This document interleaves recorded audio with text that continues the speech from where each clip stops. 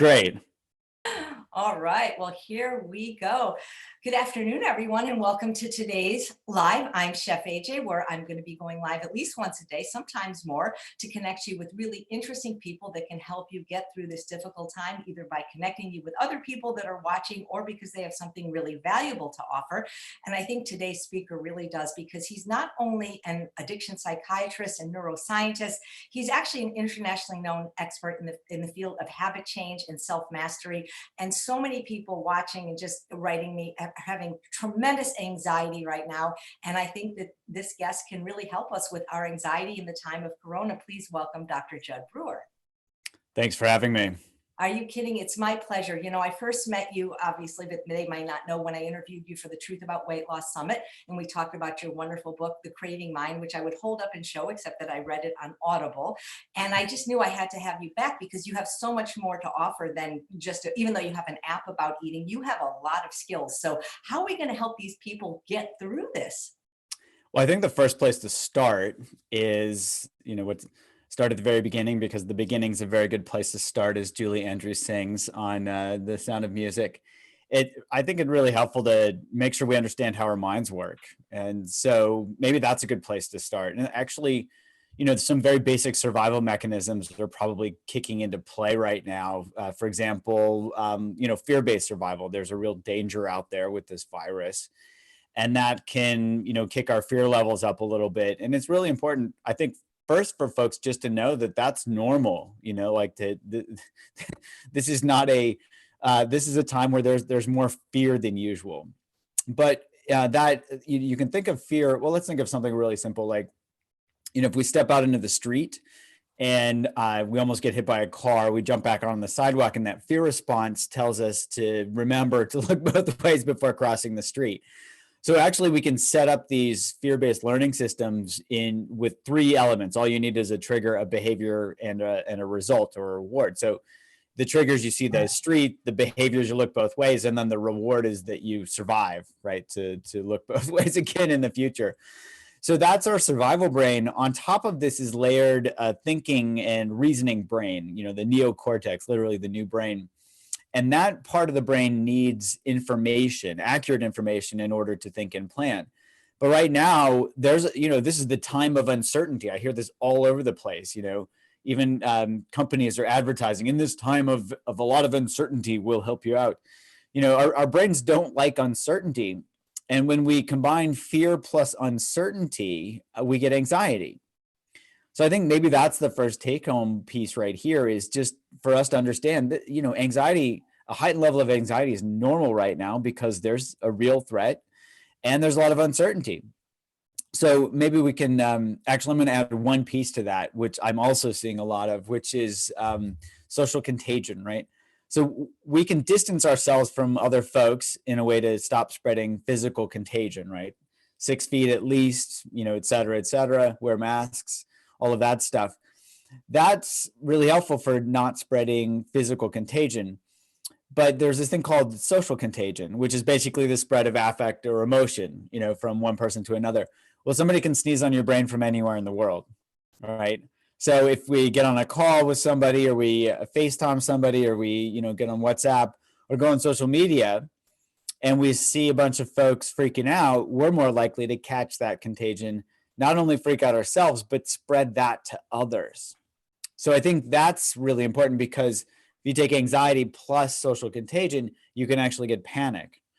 And not that, unfortunately, I'm not seeing a ton of people panicking, but I do see, runs on relatively weird things at the grocery store where, somebody sees somebody else panicking, and then they think, oh no, there's a run on, toilet paper or whatever. And then they go and grab it, and then somebody else sees them grabbing it, and then there's no more left at the store. So that's, panic is literally, unthinking behavior. I think that's even in the definition of panic, is like, the severe anxiety that leads to wildly unthinking behavior. So normal fear response, you add in some uncertainty, you get anxiety, you add in some social contagion, you get panic, and then, everybody's out of toilet paper. So maybe that's a good place for us to start. We can also unpack a little bit how worry plays a role in this. And even I've been seeing a lot of stress eating as well. So if that's helpful, we can talk about some of those things, but I'll pause there for now. How's that for Well, starter? I believe it or not, I'm actually taking notes. This is mind blowing, and we can talk about all of it if you have time. You said, and I want to repeat this to make sure I have it correctly: fear plus uncertainty equals anxiety. Is Yeah. that what it is, even when it's not a pandemic? Is that really what anxiety is? Fear plus uncertainty, because that's a very simple definition. Well, I think the official definition has to do with worry about the future. So why do we worry about the future when we're uncertain? So that's the way I think of it. I mean, it's a pragmatic, more kind of a working definition for me as a psychiatrist. It's like, why are my patients freaking out? Well, they're having fear responses. There's a bunch of uncertainty, and it's heightening their anxiety. But isn't life itself just uncertain? I mean, don't we have to just accept that? And one of the things you said, I love this. Someone can sneeze on your brain from anywhere in the world, and people kind of shame me because I don't watch the news. I really don't participate. I mean, I'm on social media, but I really don't follow anybody or watch anyone. And I do that for my mental health. And people say, well, no, you really should watch the news, and you should. And I never have. So I think that's what I think is a good thing. It seems like you're surviving all right. So probably if there's something really, really important, somebody's going to tell you.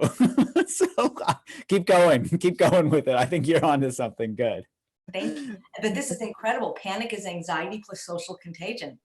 I love this. I'm going to have to watch this interview again. This is amazing. And you're right about the stress eating, because I'm seeing with people that are in my group, I help people with weight loss and food addictions. I'm seeing three types of people. One type of people that are like, wow, we have this time to stay at home. I'm really going to work on my self-care and my habits and eat better and exercise and sleep better and clean my environment. The middle group of people that are like, I'm so bored, I'm just going to eat a lot, but I'm eating healthy food. And then the third group, it's like, whatever, I'm just going to eat all the crap I can. So yeah. And so let's start with that third group there, because I think those are folks that could really, we're in this environment. A lot of us are working from home if we have the opportunity and the privilege to do that.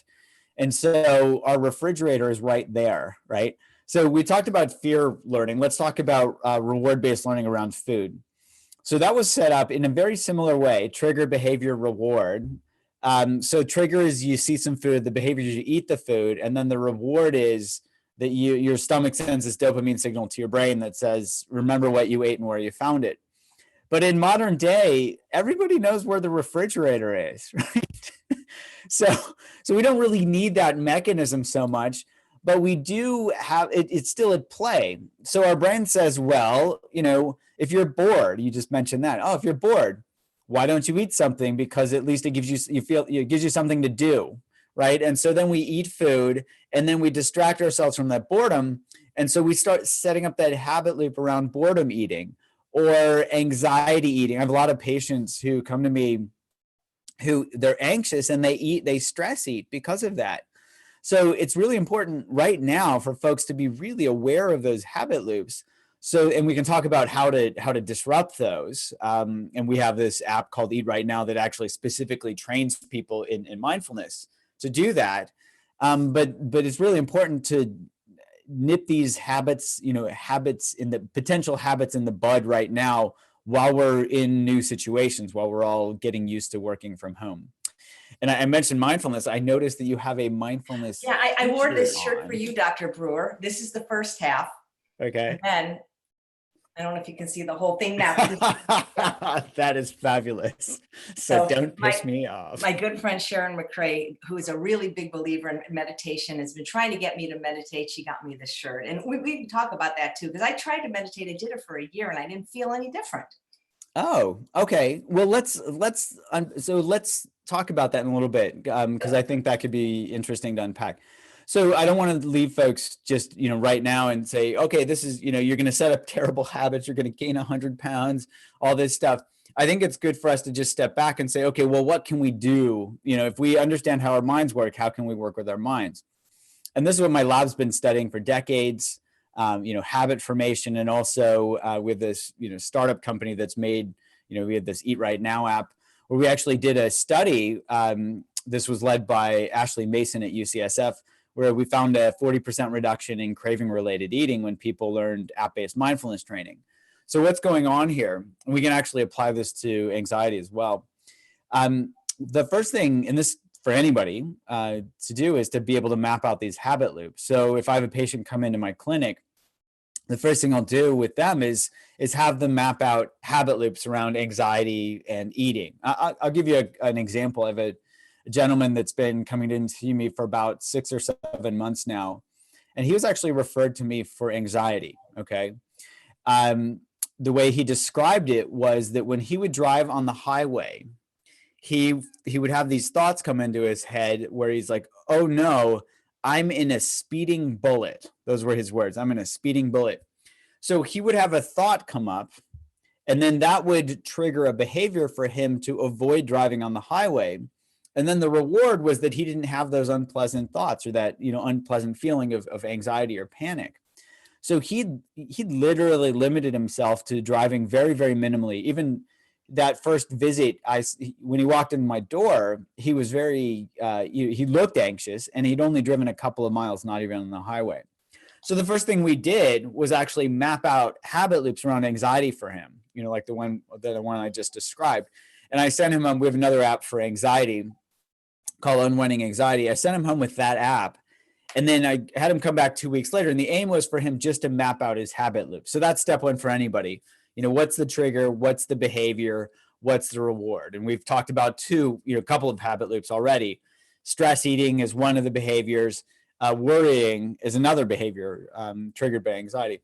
So I had to map out these anxiety habit loops, and he came back. Oh, I forgot to mention, this guy was about 180 pounds overweight. Okay. He came back 2 weeks later, and he sits down and he goes, hey, I lost 14 pounds. And I said, I thought we were focusing on anxiety here. And he said, I realized I was mapping out these habit loops around anxiety. My anxiety would trigger stress eating. And then I would actually just feel bad about myself because I'm very overweight and I have high blood pressure and, I have a fatty liver and all these negative sequelae of overeating. So I just stopped doing that. So over the course of 5-6 months, he lost close to 100 pounds. And all of that came from him mapping out these habit loops. So that's step one. Step two is really seeing that cause and effect relationship between the behavior and the result of the behavior. Okay. So as he pointed out, stress eating wasn't really doing anything for him. And he said it was really easy for him to stop stress eating because he really paid attention to how unrewarding it was.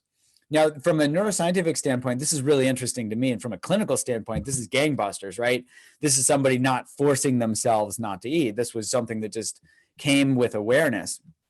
So the key here is there's a part of our brain called the orbitofrontal cortex that stores reward value, and it stores relative reward value. So if we've stored certain reward value of like stress eating, we're just gonna keep acting it out habitually until we pay attention to how rewarding it actually is.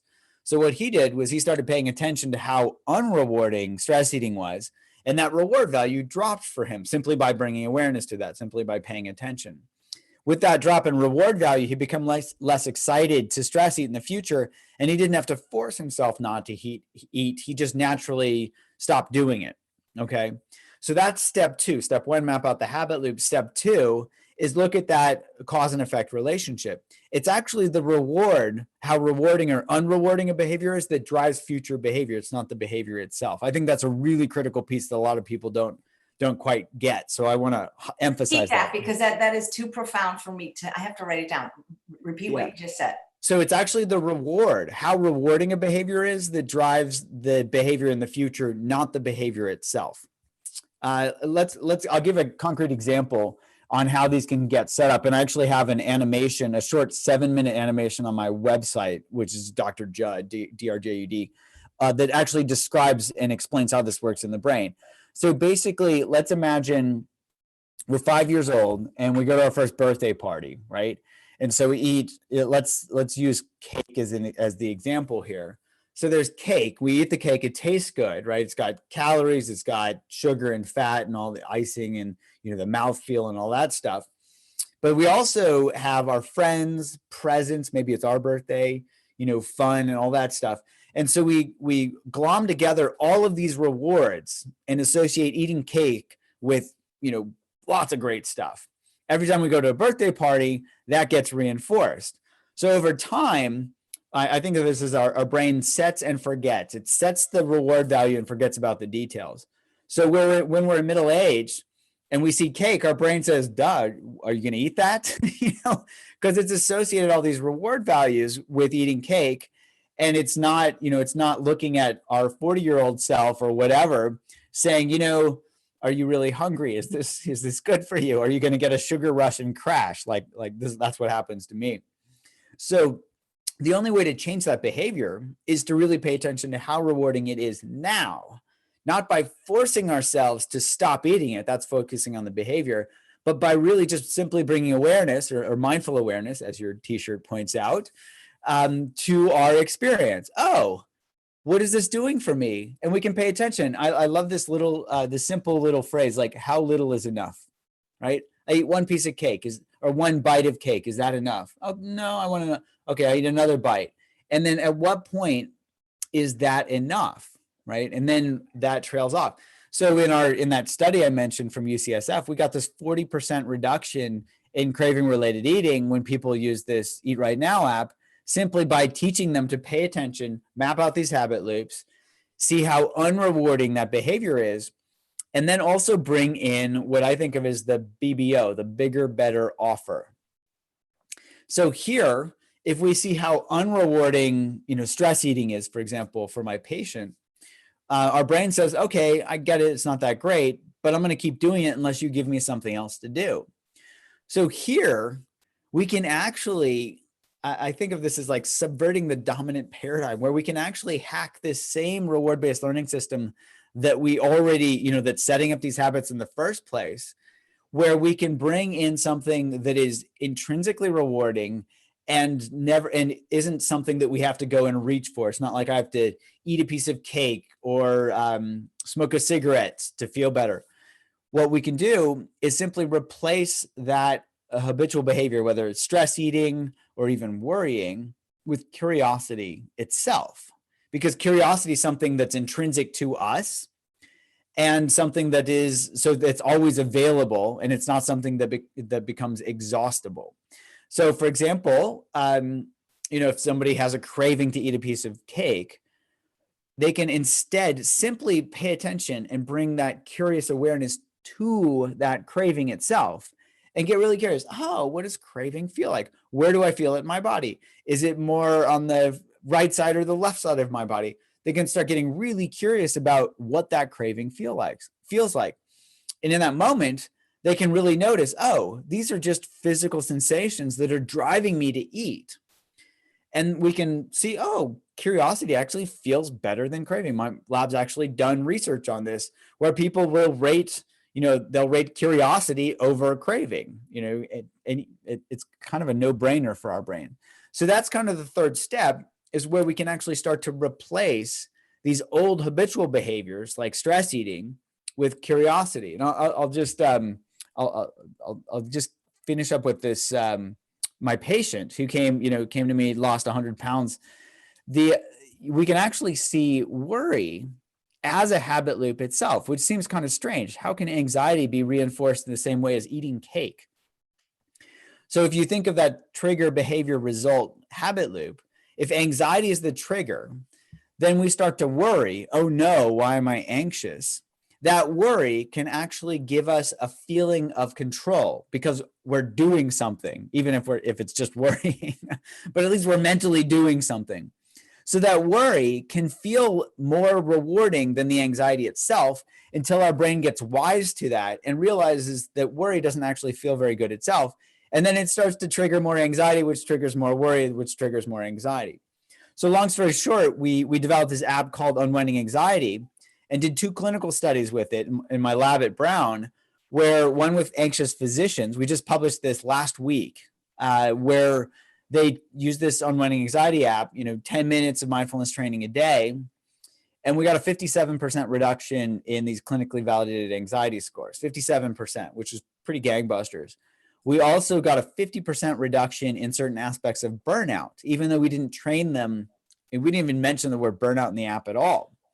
But anxiety and certain aspects of burnout are highly correlated. Anxiety is pretty exhausting. And it can lead to, it can be correlated with callousness and things like that. So as people learn to pay attention and map out these habit loops and let go of this worry, they can actually unwind some of these other habit loops around burnout as well. We did a second study with people with generalized anxiety disorder, so just broad population, not just physicians. We got a 63% reduction in these clinically validated anxiety scores. And that was mediated by a reduction in worry. So mechanistically, we're seeing that mindfulness can help people reduce their worry, and that helps them reduce anxiety all through an app, which is pretty cool. That's amazing, because I have some questions for you. And one of them was, what are the names of your apps? And I just found them in the App Store. One is called Eat Right Now. Eat Right Now and Unwinding Anxiety. And I did post it in the chat box. And that's amazing. A 40% reduction in stress eating and a 57 to 63% reduction in anxiety. But I'm sitting, I'm Jewish, so I was born worried. And I'm thinking, but if I only reduce it 63%, then I'm still going to worry 37%. But anyway, I love what you said about it's how rewarding the behavior is that drives the behavior in the future, not the behavior itself. And it reminds me of that study that I told you about during the summit, where they took self-professed chocoholics into the research lab, offered them unlimited chocolate, but injected them with naloxone first, and then they had no interest eating chocolate. So the chocolate itself wasn't rewarding. It was the whatever they got, brain chemical stuff, dopamine, whatever, from eating the chocolate. Yeah. Isn't that was a really fascinating study. Yeah. So I have a question from the lady that gave me the t-shirt, Sharon, who's a health coach in Columbia, Maryland. She says, when you were talking about stress eating, what about people who say that the reward of stress eating is that they don't have to engage with unpleasant emotions they may be feeling in the moment? Mm-hmm. Yeah, I think that's a really important question. And I see that a lot in my clinic. And I work with people with binge eating disorder. And binge eating disorder can get set up in this same way. Unpleasant emotion, binge. One of my patients described it as she would binge to numb out, right? And so even numbing out is more rewarding than feeling negative emotions.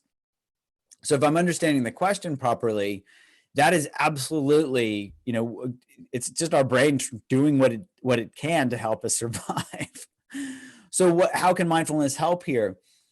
So often we think of, if something's unpleasant, our survival mechanism says this is unpleasant, which means it's dangerous, which means make it go away as quickly as possible. So with unpleasant emotions, for example, we stress eat, which temporarily makes it go away because we've either distracted ourselves or numbed ourselves out or whatever. So here, mindfulness is about, actually, there's this great phrase. Have you heard this phrase? The only way out is through.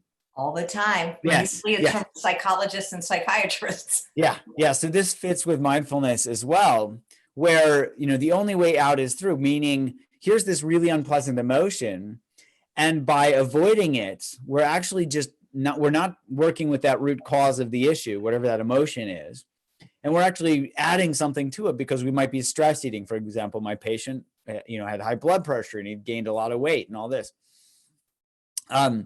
So here with mindfulness training, we can learn to really just get curious about those unpleasant emotions themselves. And we can start to learn that we can actually be with strong emotions without having to do anything about them to make them go away or change them or transform them into something else. We can simply feel them as they are, and being with them actually empowers us to learn that, we can actually be with a lot of unpleasant stuff itself. So for example, my patient, who came to my clinic for anxiety, he learned that he could actually be with his anxiety and he could learn that he could relate to it differently. So I forgot to mention, it was probably 6 months into his treatment. I teach a class at the School of Public Health at Brown, which is in downtown Providence, Rhode Island, on South Main Street.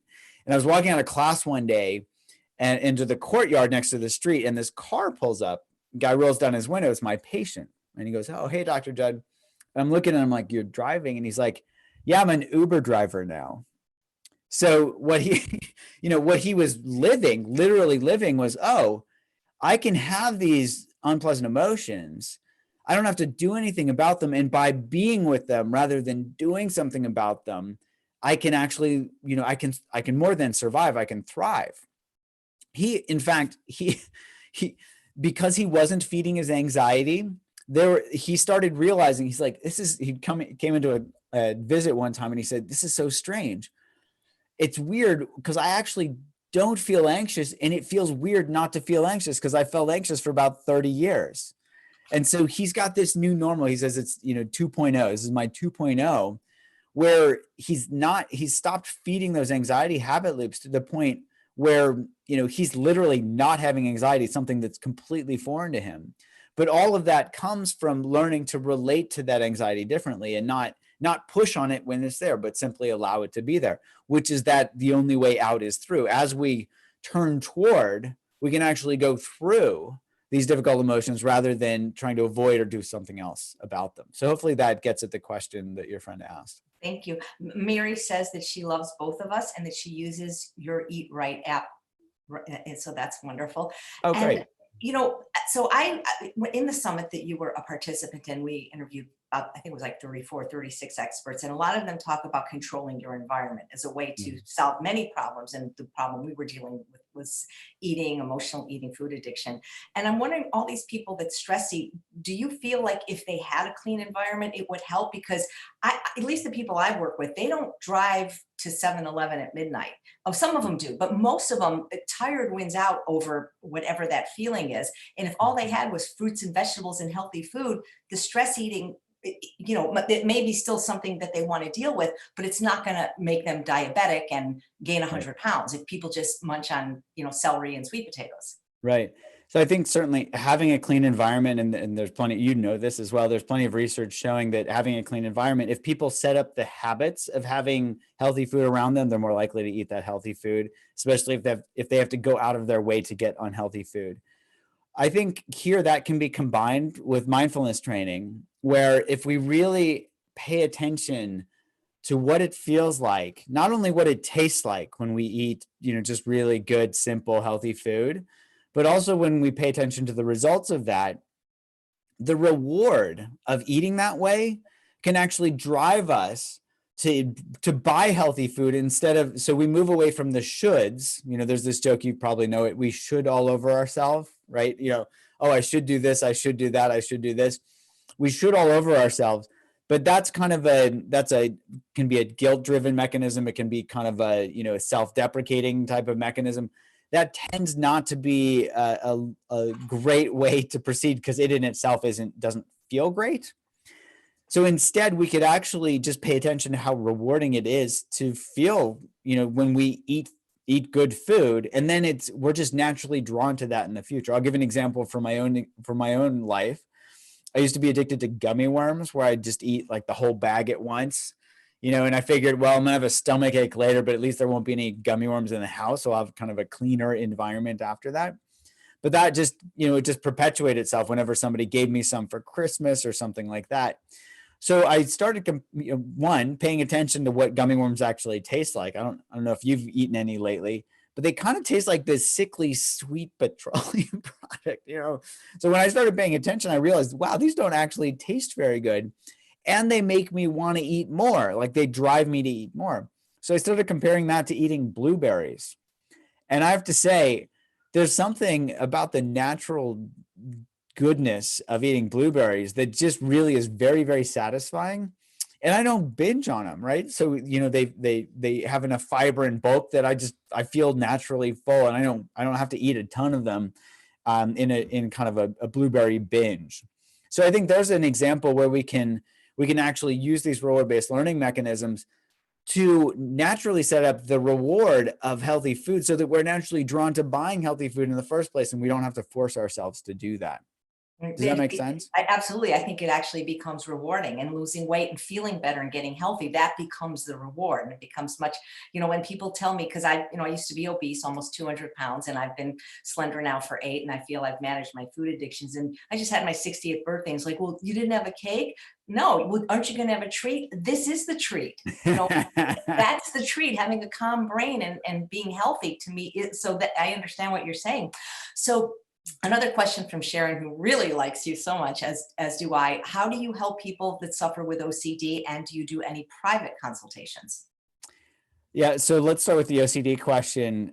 So OCD has a lot of these same habit formation mechanisms as any of these other habits that we've been talking about, where we can have an obsessive thought that can trigger an compulsive behavior, and then the reward is it's kind of that obsessive thought makes it kind of gives us this itch that we feel like we need to scratch. It's like, oh, I have to do this behavior, or something bad might happen, or whatever. So we can actually start to map that out itself and use mindfulness practices themselves to work with these obsessions, to work with these compulsive behaviors, et cetera, in the same way that we talked about stress eating. So here, and there's not a ton of research on this, but there are certainly folks that I know that psychiatrists and otherwise are using mindfulness training specifically to help people with OCD. So that might be something to look into for folks, whether they have full-blown OCD or even just obsessive compulsive tendencies. I think we're all somewhere on that spectrum probably. And in terms of me doing private consultations, I have a clinic at Butler Hospital in Providence, Rhode Island. So right now I mostly just work with folks locally there, although all of my clinic is now telemedicine for the near term, given what's going on. Wow, that's amazing. So do you have an app for the corona pandemic anxiety? Because what I'm noticing is people that were anxious are just getting more anxious, but I've seen some people that I've never known to be worried or have anxiety. I'm seeing them really be alarmed. Yeah, I think so. One way to look at this is people who have like generalized anxiety disorder, their anxiety levels are naturally higher than the general population. And then when something really stressful comes along, it kind of tips them up and over. Like this thing, all the uncertainty makes them more anxious. Well, I think all the uncertainty is actually bringing the baseline levels of anxiety for everybody else closer to where their baseline levels are now. So now they know how we feel on a daily basis. Yes, absolutely.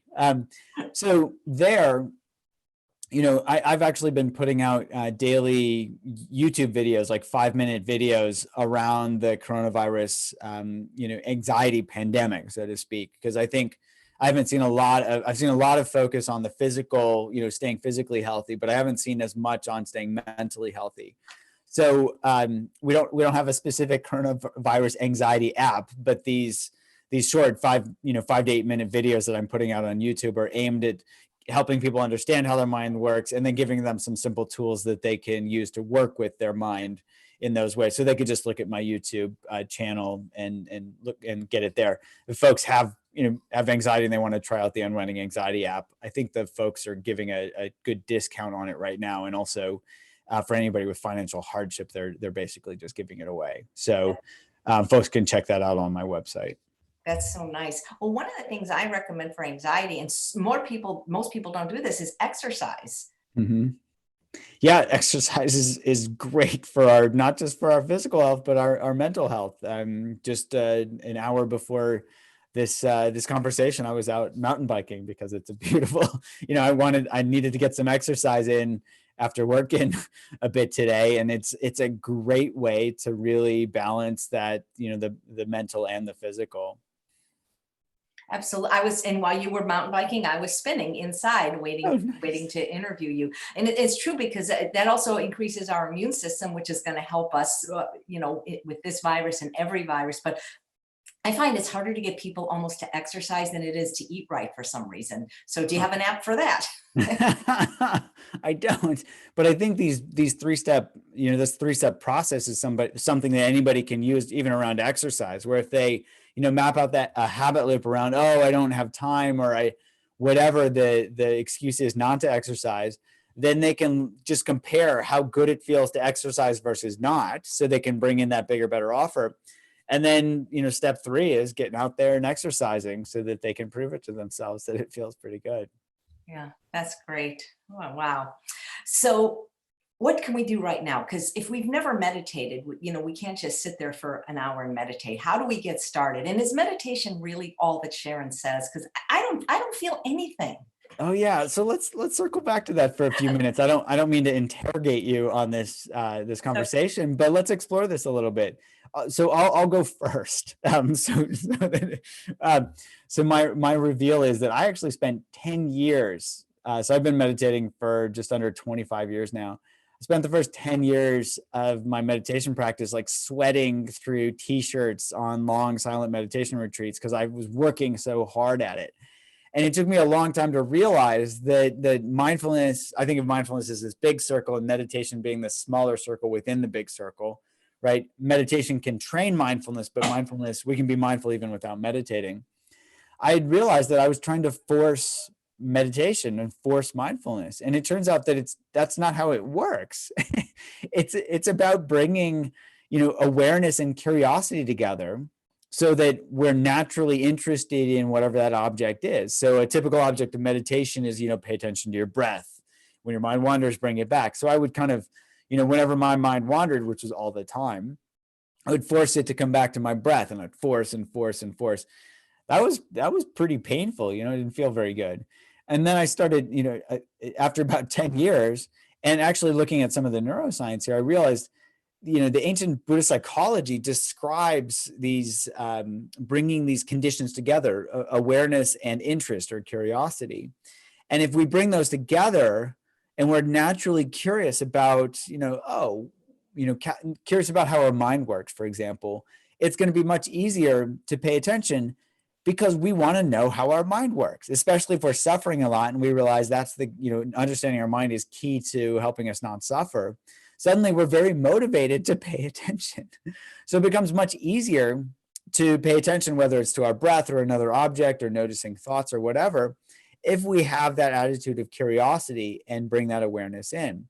I also find that it's helpful just to have a very basic framework of understanding our mind, like this reward-based learning system, which is why in all of our apps, we start with that. We teach people that first and have them start mapping out these habit loops.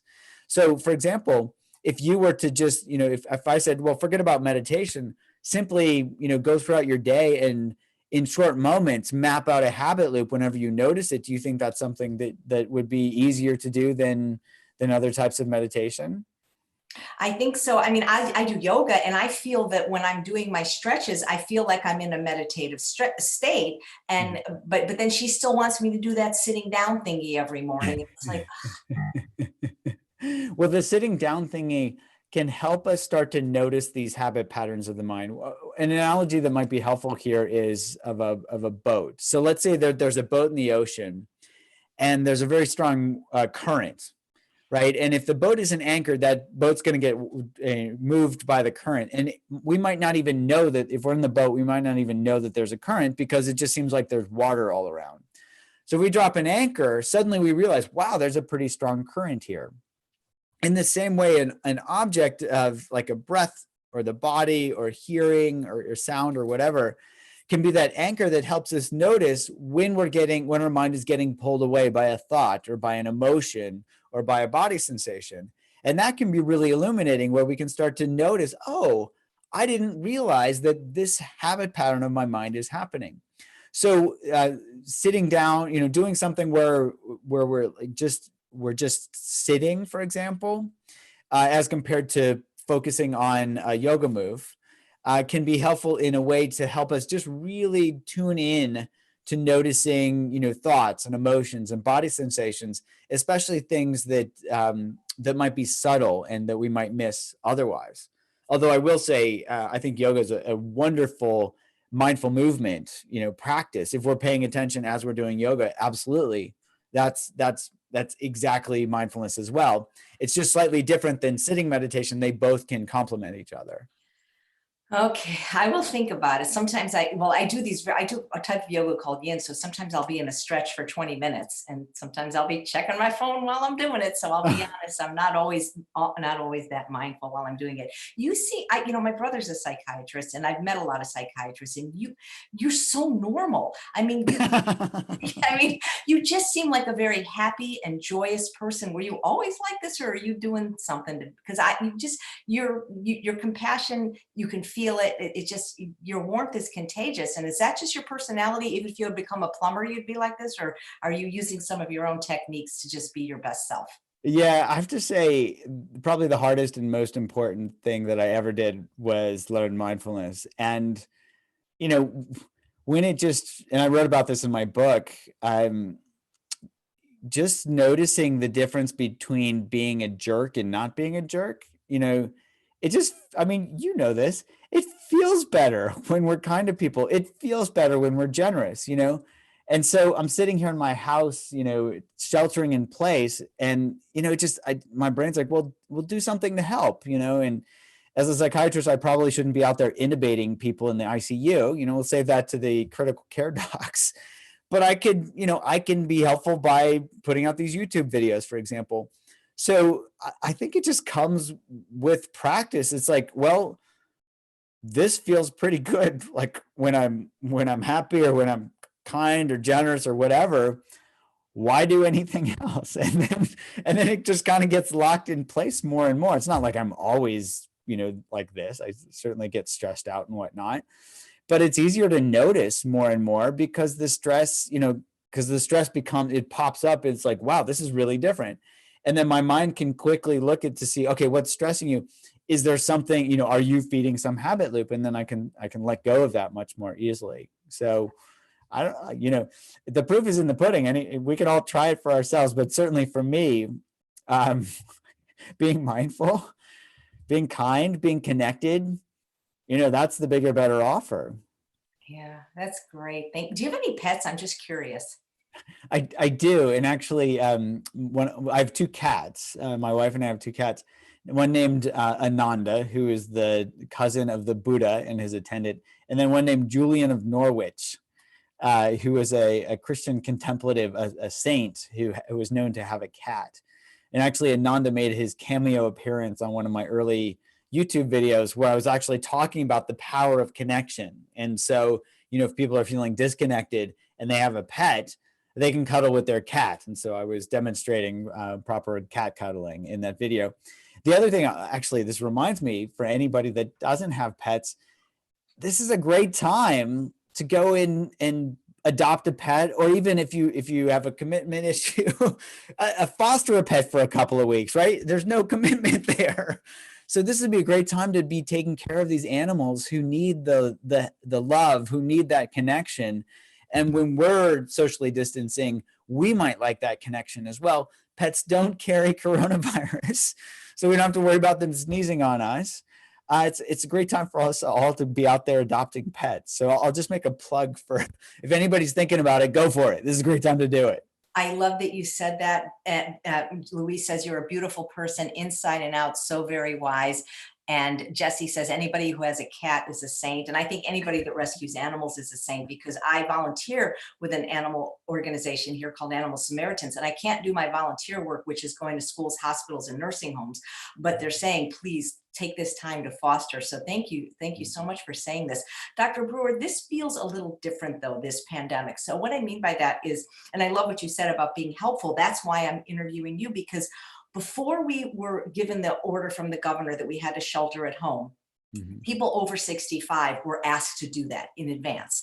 And so I live in a senior community, and the people that lived alone, they were very lonely. And so I started just going live by myself to kind of do community. And then after 3 times, I'm like, I'm kind of sick of myself. Maybe my friends will join me. And so now I'm doing this every day with people, wonderful people like you, sometimes multiple times a day.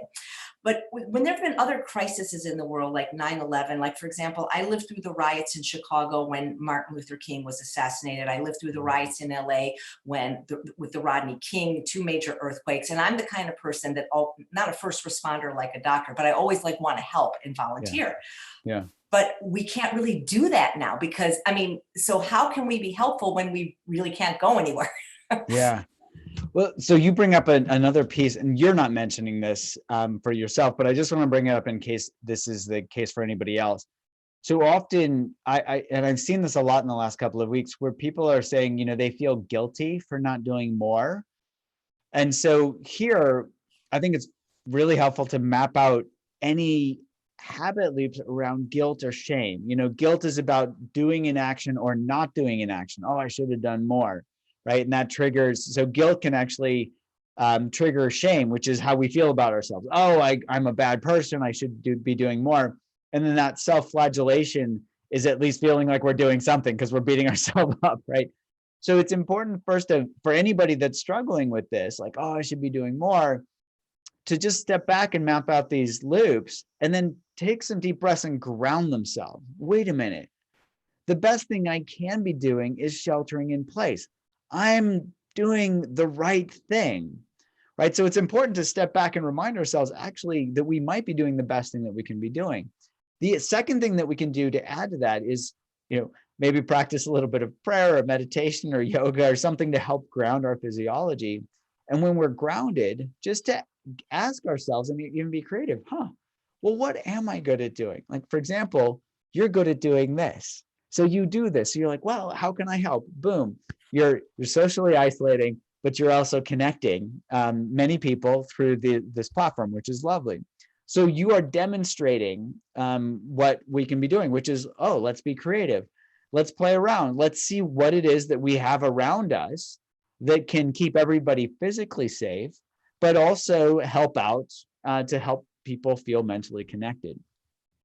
Yeah. Do you think, I think that people are, especially the people that live alone, like I work at home. And so this hasn't been the biggest deal for me, the sheltering in place. Obviously, we have restrictions on when we can go to the store and I can't go to the movies. But even though I'm outgoing, I'm really an introvert. And so I actually feel guilty that I'm enjoying this so much, like that I don't want people to be sick or die or lose their job, but I really enjoy the quietness, the stillness of the world. But the people that I really feel bad for are the people that do live alone, or live with somebody they don't like, and those are the people I'm thinking like, how can we help them? Because loneliness is, that's a big thing. Yeah. So I think I'm glad you bring that up. That's a really important point. So here's an opportunity where we can actually step back and say, okay, I have to live with myself, right? Even if I live with somebody else or somebody that I don't particularly get along with, this is an opportunity for me to get to know myself. So we could even see this as an opportunity, to have kind of like a mini, I don't know, it's not the right word, but meditation retreat or self-retreat where we can get to know ourselves. So it's a great opportunity to say, okay, I'm spending all this time with myself. I'm not doing the things that I normally would do, maybe out in public or be at work, with other people. So can I actually dedicate some time to get to know myself? This is a kind of turning the lemons into lemonade. It's a rare opportunity for us to actually get to know ourselves in that way. Wow. Maybe some people don't want to though. They might Well, not. and if they don't want to, what I would say is, would you rather know now or later? Especially if it's causing suffering for you. If I'm suffering, I want to know what's causing that right now, because lo and behold, we can actually work with it. It might be scary, but being with ourselves isn't as bad as it seems. I promise. I'm just curious, do you watch the news relentlessly, or because I worry that that's not good for people to be doing that.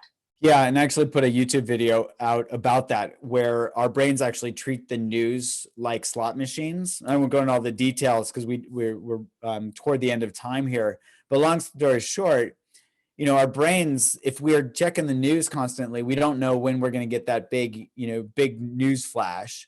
And that's like winning the jackpot at the casino. So if we're not careful, we can get addicted to the news. So what I do, and what I'd recommend for folks to do, is check the news once or twice a day, maximum.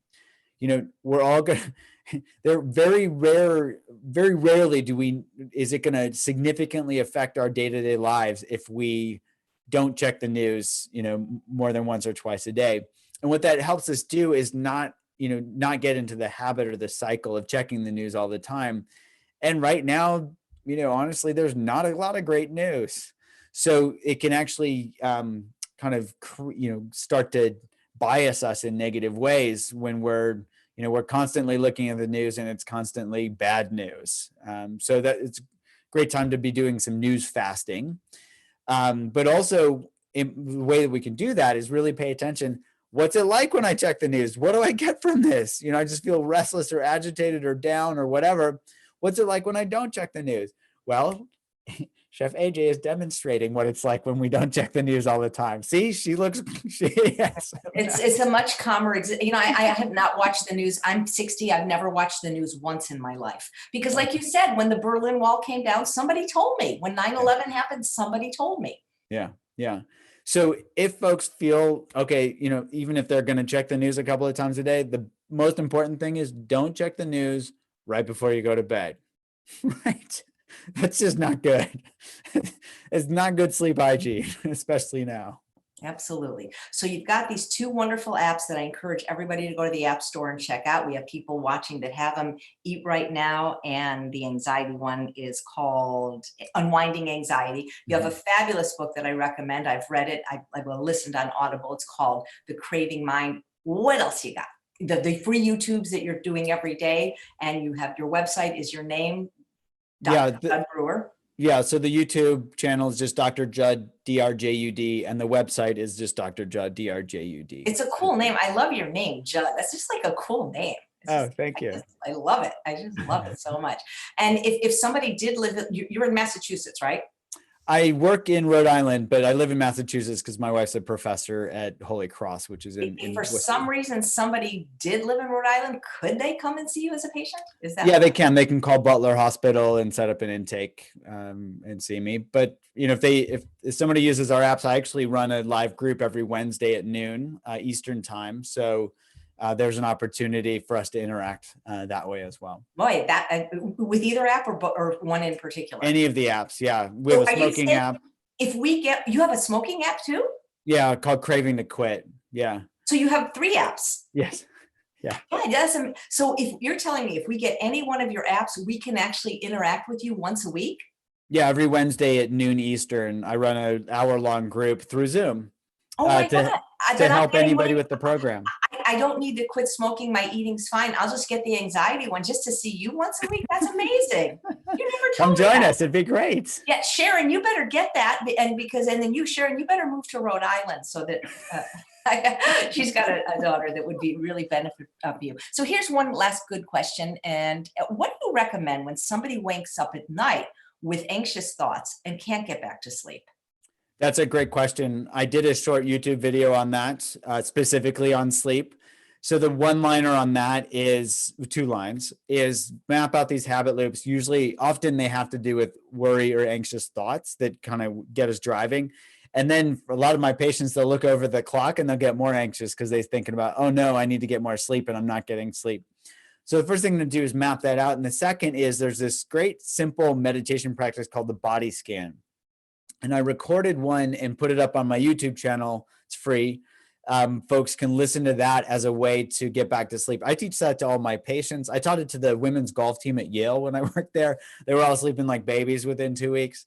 So it's a great practice to help, if we're waking up in the middle of the night or having difficulty falling asleep, it's a great practice to do just as we're going to sleep to help calm down our physiology and also not feed these worry habit loops. So that's what I'd recommend for folks. You folks can take a look at the video I put out on why that works, and they can look at listen to the body scan itself. It's really simple. It's a simple practice. They can learn it, and then they don't even need to listen to the guided practice.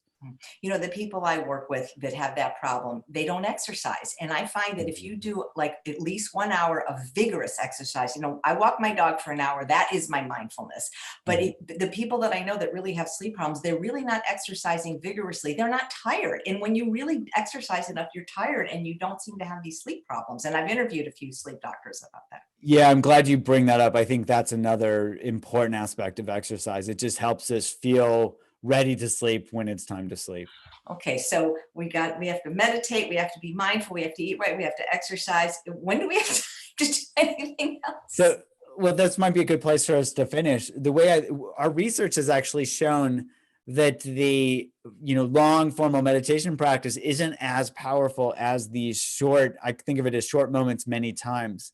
So we've actually built our apps around giving people in the moment exercises and practices that they can do throughout their busy day. So they don't have to actually take extra time to be mindful. They can simply be mindful as they're eating. They can simply be mindful as they're worrying.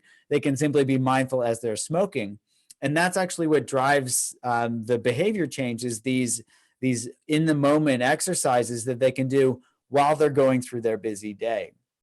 So I would suggest, short moments many times. Folks can wake up, they can be mindful, for this moment, for that moment, for that moment. And each moment actually adds up throughout the day so that they string these together and they become more and more mindful as they go. And as we start to notice that mindfulness itself is that bigger, better offer as compared to worrying or stress eating or any of these other habit loops, then our brains naturally incline in that direction so that, we're more aware, kinder people, and hopefully that becomes our new contagion going forward, where everybody's, they know themselves more, they're more mindful, and they're kinder and more connected. Boy, wouldn't that be a great way for all of us to come out on the other end of this pandemic? Absolutely. Wanda posted a great quote: in a world where you can be anything, be kind. I love how you say mindfulness is the bigger, better offer. I love that. So, guys, head over to either Audible or Amazon and get the book, The Craving Mind. You won't be disappointed. And everybody, let's go to the App Store when this is over and support Dr. Judd for all he's doing and getting one of his 3 apps. I'm going to get the anxiety one because I think I'm okay. I don't smoke. And then we can see him every week. I did not know that. I'm so glad you said that. So you just make me feel so happy. I mean, I could talk to you every day, and, and I wish I could. So thank you so much just for being who you are and what you do, and taking the time to talk to everyone today. And if there's anything we can do to help or support you, let us know. Well, just be kind to others, and then we're all that's all I ask. And Chef AJ, thank you for all that you do. It's really an Thank you. inspiration. And take the time now to foster a pet. Thanks, Dr. Judd. Thanks, everybody, for watching. I'll be back at 3:30 today with a wonderful plant-based chef, Anya Cass. Take care, everyone. Bye.